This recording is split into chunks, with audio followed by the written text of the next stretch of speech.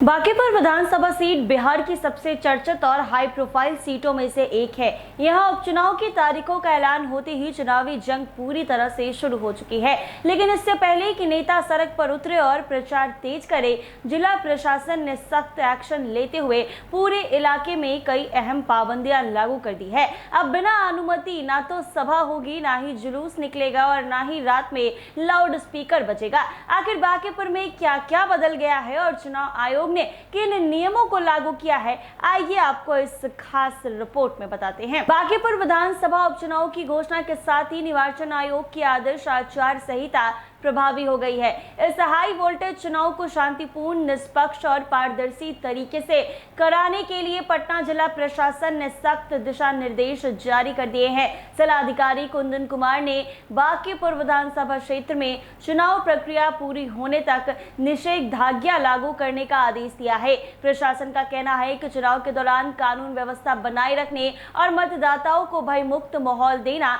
सर्वोच्च प्राथमिकता है। अब किसी भी राजनीतिक दल, प्रत्याशी या संगठन को सभा, जुलूस, धरना, प्रदर्शन या चुनावी कार्यक्रम आयोजित करने से पहले संबंधित अधिकारी से अनुमति लेना अनिवार्य कर दिया गया है। बिना अनुमति किसी भी राजनीतिक गतिविधि पर कार्रवाई की जाएगी। चुनाव प्रचार में ध्वनि विस्तारक यंत्रों के इस्तेमाल पर भी कड़ी निगरानी रहेगी। रात 10 बजे से सुबह 6 बजे तक लाउड स्पीकर और तेज आवाज वाले उपकरणों के इस्तेमाल पर पूरी तरह प्रतिबंध रहेगा।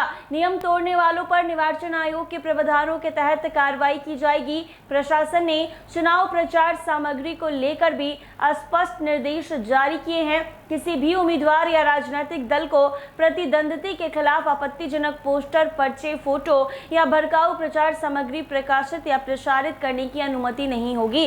इतना ही नहीं, social media, WhatsApp, Facebook, Instagram, x और एसएमएस जैसे डिजिटल प्लेटफॉर्म पर भी ऐसे संदेश साझा नहीं किए जा सकेंगे जो आदर्श आचार संहिता का उल्लंघन करे या सामाजिक सौहार्द बिगाड़ने की आशंका पैदा करे। निर्वाचन आयोग ने धार्मिक स्थलों के राजनीतिक इस्तेमाल पर पूरी तरह रोक लगा दी है।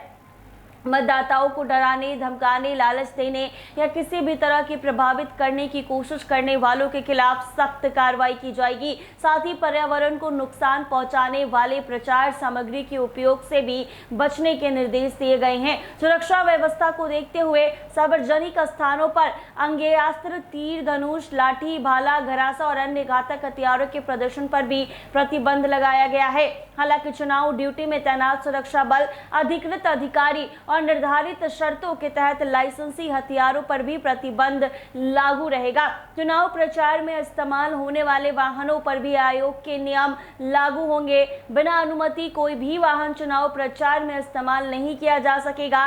वाहनों पर पोस्टर, बैनर या अन्य प्रचार सामग्री लगाने के लिए भी प्रशासन की पूर्व स्वीकृति जरूरी होगी।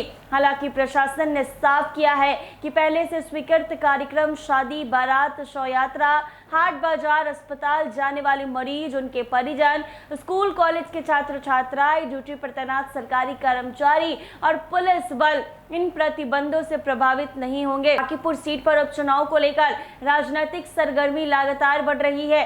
सभी दल अपनी रणनीति बनाने में जुटे हैं और ऐसे में प्रशासन किसी भी तरह की अव्यवस्था या आचार संहिता के उल्लंघनों को लेकर पूरी तरह सतर्क नजर आ रहा है। यानी साफ है कि इस बार बांकीपुर का मुकाबला सिर्फ राजनीतिक दलों के बीच ही नहीं, बल्कि चुनाव आयोग के नियम और सख्त निगरानी के बीच भी होगा।